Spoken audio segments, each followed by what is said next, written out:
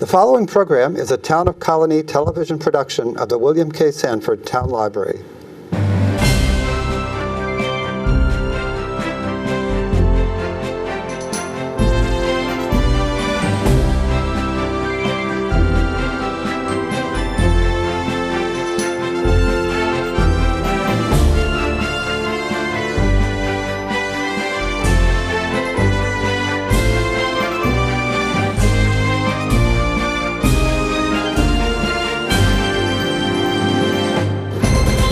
Welcome to Getting to Know You. My name is Joe Nash. Today we're going to be talking about the Adirondack Folk School. We have with us their president and vice president, Rand Condell and Dan Green. Welcome.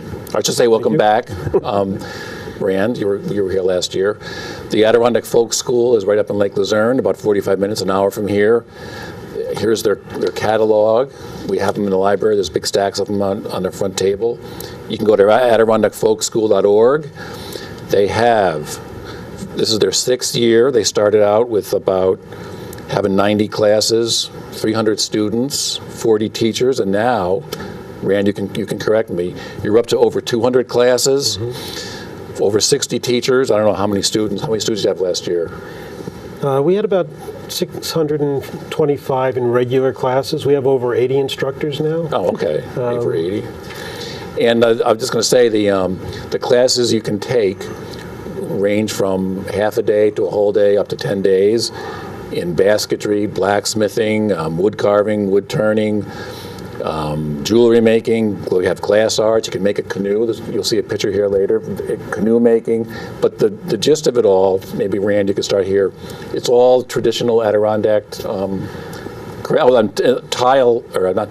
textile stuff is very popular too, but talk about the traditional aspect of it. Right, we're dedicated to teaching the arts and crafts of the Adirondack region. We do some other crafts also, but we're trying to preserve the heritage that we all come to the Adirondacks for. You know, we love the Adirondacks, but we want to make sure that those crafts and the art forms that were developed here remain, and we believe in a non-competitive learning environment. People can come in, they don't need any skill for most of the classes, and they walk away with an heirloom for the most part. And you're a blacksmith? Is that how you? I was trained as a blacksmith, right. And before we started, I mean, we might as well mention this because we were talking about it before we started. You were sort of, you had a big outpouring of love to you guys. You were on the verge of maybe not be able to open this year, but you got a lot of donations. Is that what happened? Right. In late December, we took a look. The winter's a little slow for us, and we took a look at our finances and thought that we might have to close. We were lucky that the Post-Star actually did a nice article on us, and we did a mailing to our members.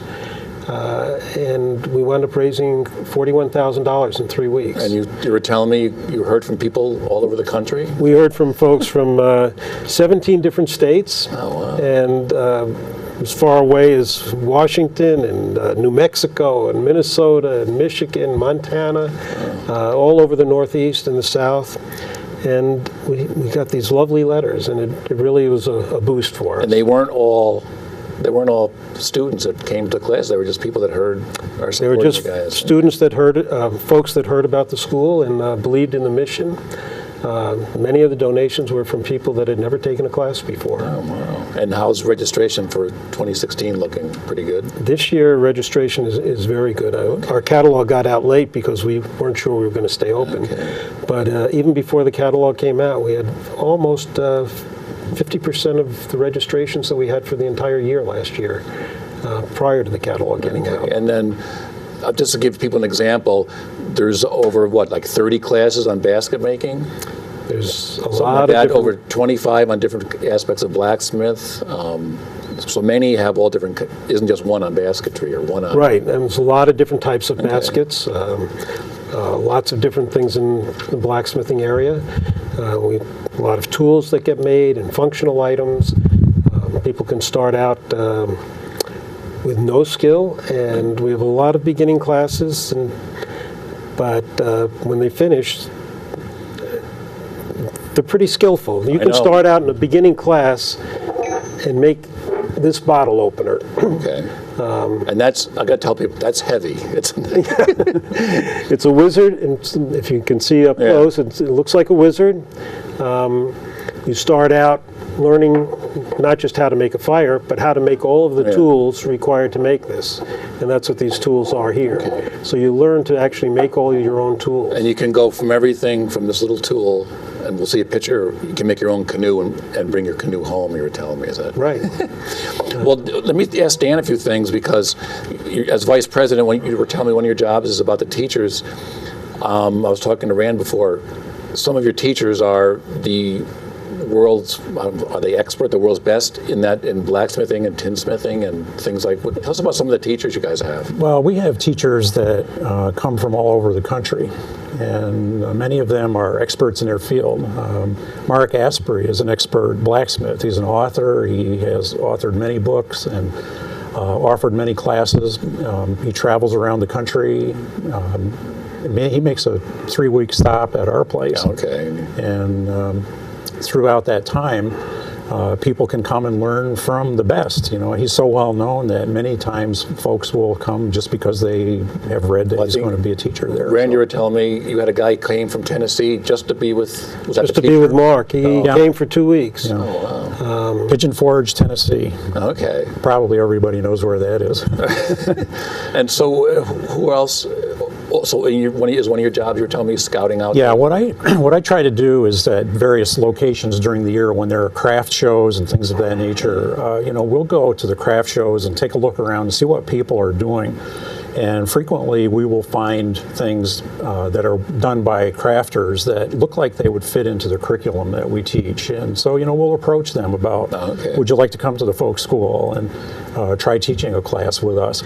And frequently they say, yeah, I've heard of the folk school. Well, I was going to say, have most of them heard of you guys? Yeah, they've heard of the folk school because we've been pretty well publicized now for the past 5 years. So, they know what we are, what we're doing, and that's how we get people. A lot of the things we do are more traditional Adirondack crafts. Some of the things that you see on this table, the gourd artwork, felting, a lot of the textile classes, those are more traditional things that people would come to the folk school to learn about. Even if they didn't know anything about it, they might have heard somebody say something about it. I guess I should emphasize, like Randy was saying, you don't have to have any skill to take one of these classes, right? You can start. That's right. Right. And this knife is a beginning class in knife making. They forge the knife from a high carbon steel, and in 2 days they walk away with their own knives. Okay. Oh, wow. Well, one thing I found very interesting, and hopefully we'll be able to see it, the chair we have right here next to Dan, it was called the Sagamore chair. The Sagamore chair, but there's an interesting story behind it. It was almost lost, is that what you're telling me? Yeah, up in Lake Luzerne, some of the residents were taking a tour around the town one day, and they saw somebody having a garage sale, and they noticed that there were some chair parts in the box, so they got out and started to look at it, and thought that looked kind of interesting, so they bought the box of chair parts and took it over to the guy that teaches the class. Larry, so you guys have a class in this kind of... Yeah, we do. Yeah, so he was able to reassemble the pieces from the garage sale to get enough information from that so that he could actually see what the original design looked like. Okay. And from that information, he re-engineered the chair because there were a number of flaws with that original chair, and he was able to re-engineer it and use better material. The two chairs side by side would look very similar, but this one is a much better rendition of the original one. Okay. It has a lot of lamination in it. If you were to take that class, you'd learn about wood bending, lamination, all different kinds of things. I should say I sat in that. It's very comfortable. Yeah. It's really... It looks real complicated, but actually you don't really need a high degree of skill to build that because he has engineered it in such a way that anybody can make the parts. So here's an example of that. If you went to the class to make that chair, like how long of a class would that be? Is that 4 days. That's a 4-day class? Okay. Mm-hmm. And then the canoe is? The canoe is a 10-day class, okay. From beginning to end. And they weigh 20 pounds when you're finished. And they're beautiful. Okay. So you're going to have some events. We'll talk about some events you're going to have starting June all through the summer, some special events. You're having a big, on June 4th, is this a fundraiser? Our Hearts and Arts Dinner and Auction? Tell us a little bit about that's our annual fundraiser. We call it Hearts for the Arts because originally it was in February at Valentine's Day. And there'll be a silent auction there in which many of our instructors and others that have donated things to the school will be auctioned off. Okay, yeah. And we'll have award the patron of the arts for the year also. So you'll have all kinds of objects that people. Oh, yeah. I should show you. Here's like a hammer you can make. Again, these things are well made. They're like really heavy. So that's June 4th at 6 p.m. at the Holiday Inn in Lake George, and I see you're having we have some August events. August 12th, you're having a concert at Shepherd Park. Is that also a fundraiser? It's a concert at Shepherd Park in Lake George, and we'll be raffling off 4 Adirondack chairs, handmade, and they'll all be painted by local artists. Okay. And let's see. And you can get your tickets anytime during the previous week or at the event. There's information on the webpage. It's adirondackfolkschool.org. So August 13th, you're having your annual blacksmith instructor rendezvous. Is that like the Harley rendezvous? Is that? It's all of our blacksmithing instructors from around the country get together one weekend a year, and they make tools for the shop. Okay. And you get to see many of the finest blacksmiths in the United States coming to Lake Luzerne just to work together and share ideas. And how many are usually? There'll be probably 13 or 14 different instructors there, including the master smith from Williamsburg. He was the master smith there for 25 years, and he's like Colonial Williamsburg, where they make. Okay. So you're saying at the rendezvous they make all the tools that you guys would be using up for the? Yes. Okay. Last year they made 25 pairs of tongs, lots of bottom tools. They repaired all the anvils. It's really a pretty exciting event. And that's right at the school? At the school, and folks can come and watch these masters work. Okay. And hopefully, can people ask questions as they work? Oh, sure. And we'll probably have a demonstration that night where they can participate. Okay, and then let's see, August 27th, you're having a craft fair. That's more of the, quilts and stuff like that, or is it? We should have hopefully up to 25 crafters there that either teach at the school or want to with their own, demonstrate. Okay, I see what you're saying. All right.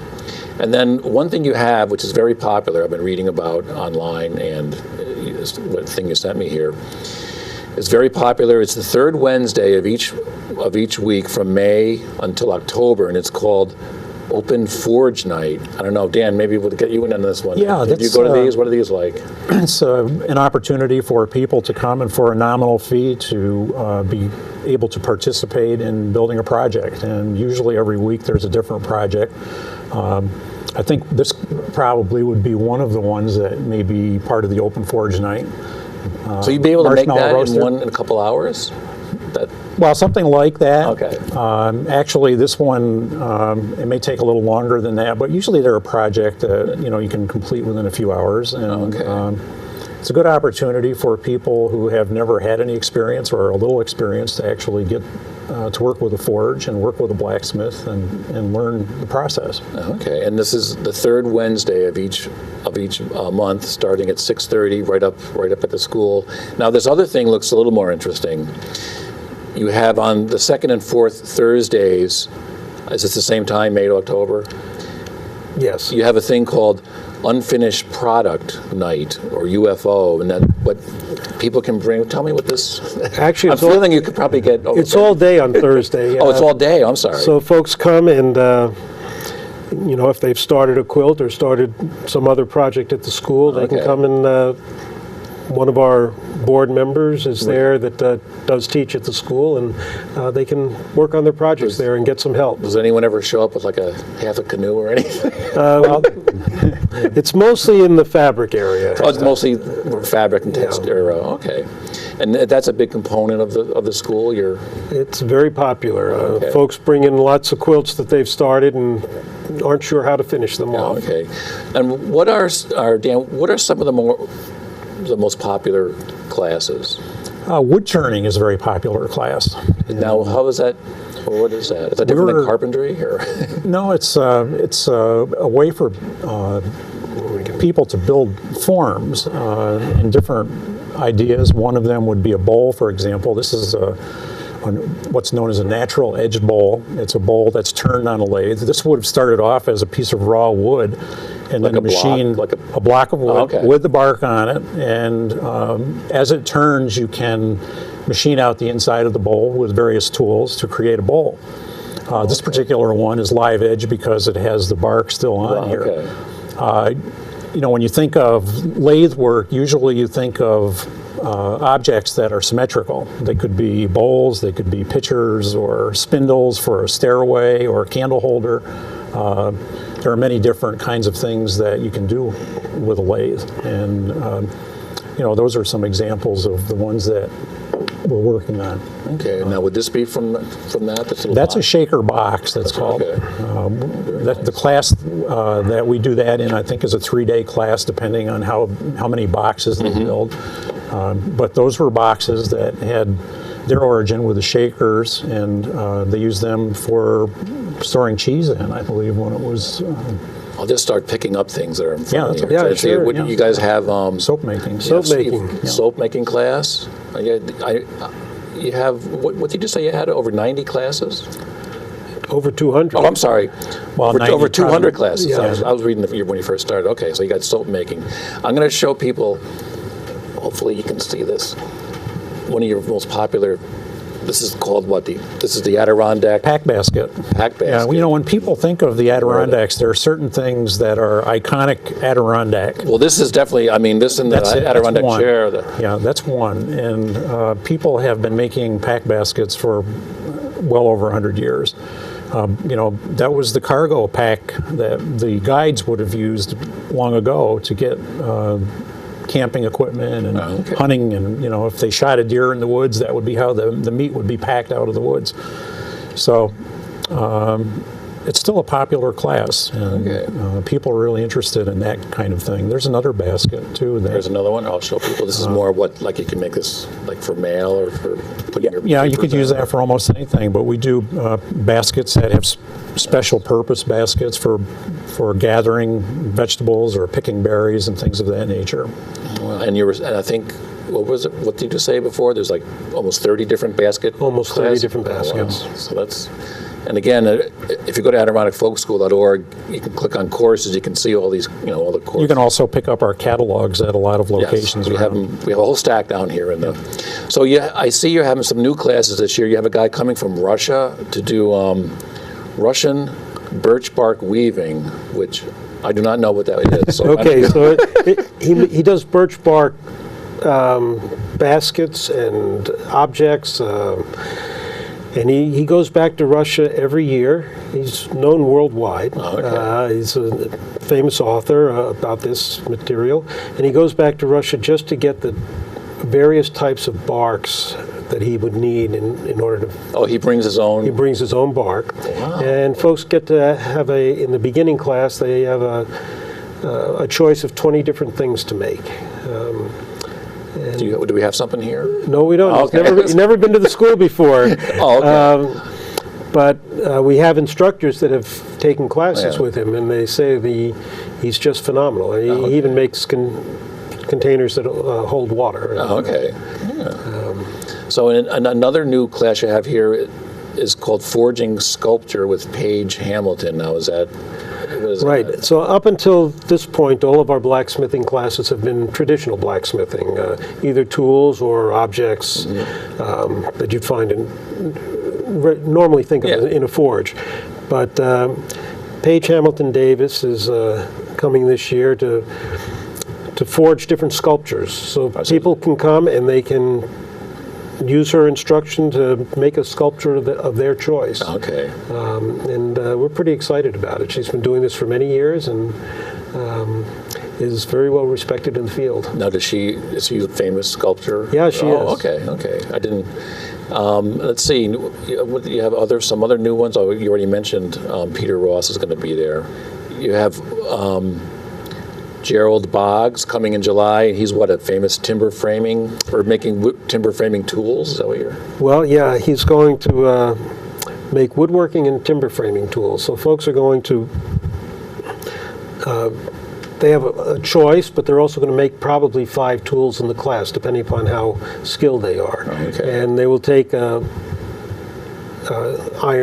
and they will forge weld a high carbon steel to it and make both a framing chisel and a slick, and possibly an adze if they're good, and an axe. These were the way tools were traditionally made. I see we have is this like an idea? We have an axe right here. Is this? Well, that's a tomahawk. Oh, okay. But yeah, so that's an early type of axe. And these tools are, nowadays when you get a tool, they're all made out of the same material. Yeah. But the tools that we're going to be making are traditional tools that have a high carbon edge and a softer body, and they last a lot longer. Okay. Well, I know these things just by looking at them.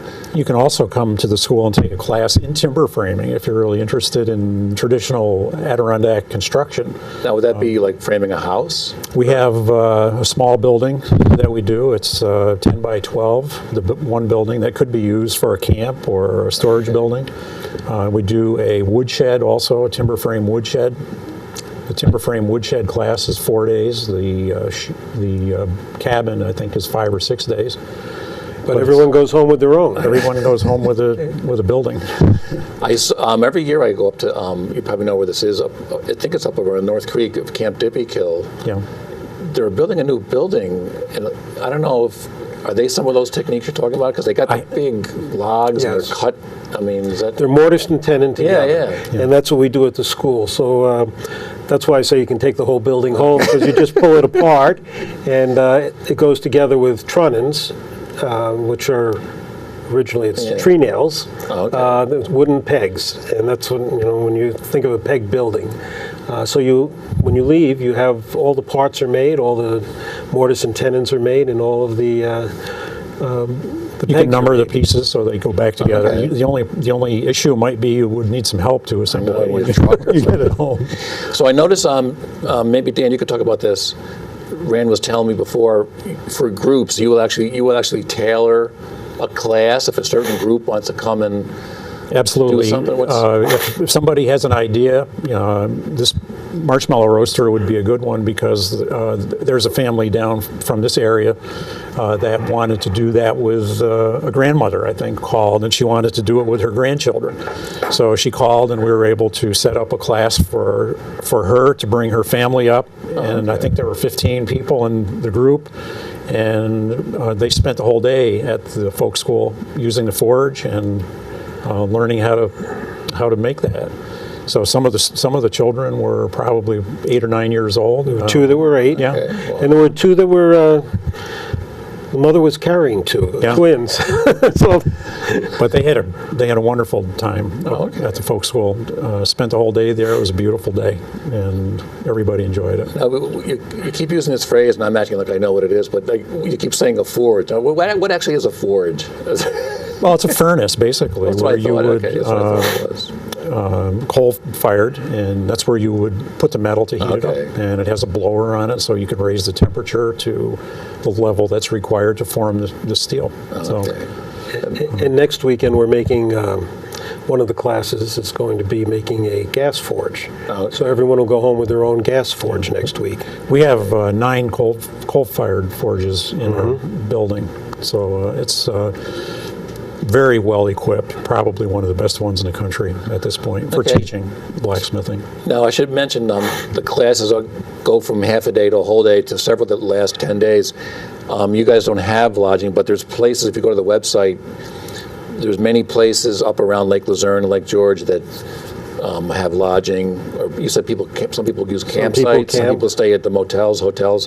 But I notice a lot of them, it says on your website, if you tell them you're a student, a lot of them have special rates, discount, a yep. discount if you're a student, so people can take advantage of that. It's a great opportunity for people to have a little experience with the outdoors in the Adirondacks too. The folk school is located right on the Hudson River, and it's a very picturesque part of the Hudson River.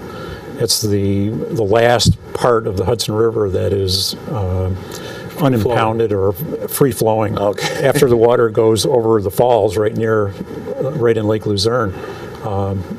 From then on, there are various points where the water is dammed. So it's still in its natural flowing part up there. Now, in all your stuff here, it says year-round. Is the winter, do you have a lot of classes in the winter, or is it things a little slower in the... It's slower in the winter, but we do have classes all year round, every month. But because of weather, you really can't count on having as many classes. But we run year round. Okay. So, have I forgotten anything? Is there anything we should mention that we? I did notice you have internships. What is that? What program is that? So we have students that come and work at the school in the summer, and they can take classes, and they help out. Okay. So we're always looking for folks that are interested in coming and to help there. And for the most part, the school is run by volunteers. Okay. And Dan and I are there all the time, as are many of the other folks that. Okay. We can always use volunteers. Yeah, and then you can also become a member. There's various levels. You can become a member, and what was that entitled? You get discounts on classes. It's a discount on classes if you're a member, and you get discounts in the gift shop on and Folk School items. The membership obviously helps your financially. I mean, It helps us on the bottom line. Yes. So before we end, why don't we just quickly, maybe you could both say, how long have you both been there, and how did you get involved with it? How did you start?